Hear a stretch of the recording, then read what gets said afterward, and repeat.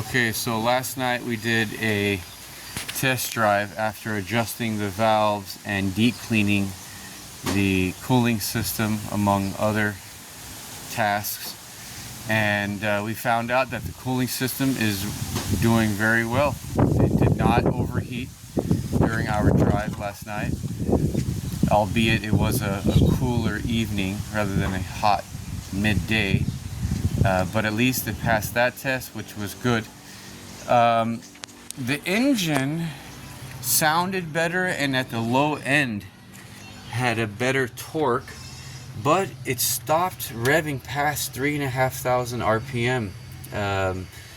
At which point I don't remember during the drive.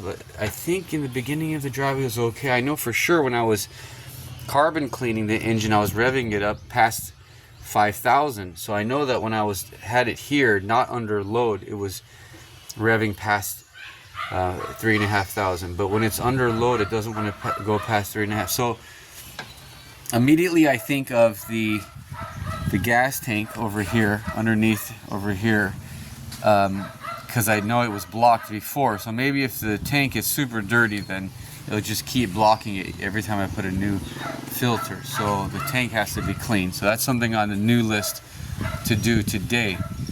The other thing I want to do, because during that drive we just got suffocated from the emissions, because there are at least 3 holes that I know about on this section of the exhaust pipe. So I'm going to remove that and weld it up today. It is just god awful to travel like that.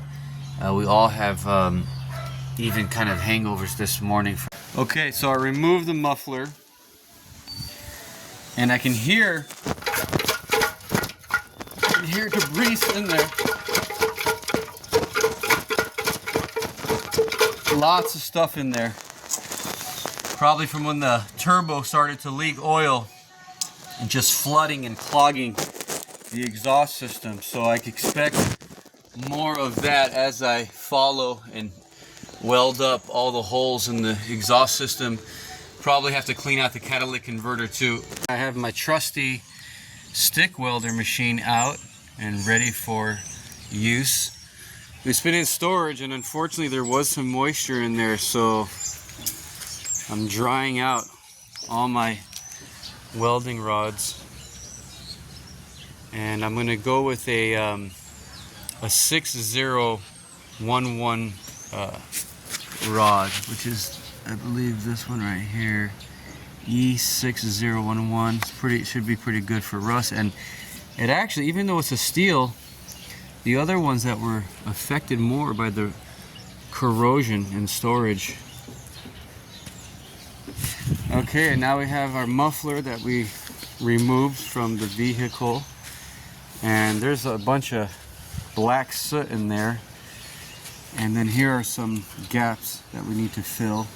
We got one there, we have one there, and then we got another biggest one there. I'll do that last after I warm up on the smaller ones.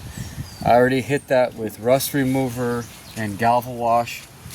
I've extracted a piece of metal from this, which looks about the same gauge, and I've also degalvanized it, and it's ready to go. Okay, so this muffler is giving me a heck of a time. Just look at that. It took me hours just to test it out and to get the right temperature of welding amperage.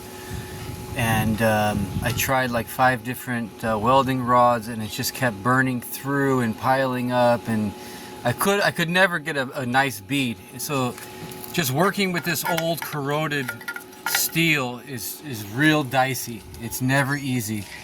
So what I resorted to doing, also from experience, I just know trying to fill a hole like that is it's maddening. So what I do is I just use material and I put it over, and I'm using this galvanized tube, and I'm treating it with a galvanized wash, so it takes off the galvanized finish to give me to reduce the exposure of toxic fumes while welding. Also, that's a nice contour there that I just measure out the part I need, and it already has the profile curve. Recap of the day, we removed the exhaust pipe, the muffler section, and the part right before the catalytic converter. We took that off. It was really difficult because of the rusted corrosion on the bolts, but we took our time. We gave it a little bit of, so we hit it with the hammer a little bit. We also used some WD-40. We used another thing called Croil, and I also used some heat, and finally we were able just to barely get those bolts off.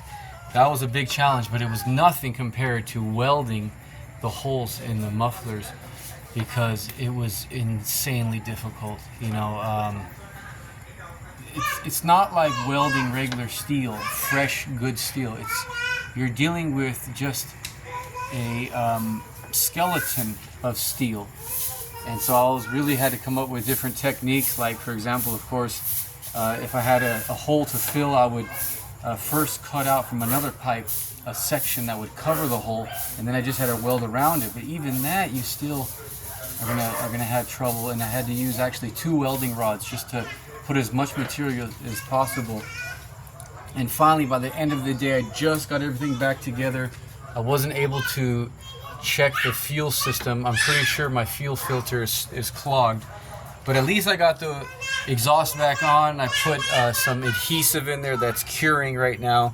I also put anti-seizing lube on there, and so now it's just sitting pretty. We did what we could do today, and we'll see tomorrow. We're gonna check the fuel tomorrow, and we're gonna test drive it tomorrow. Okay, over and out.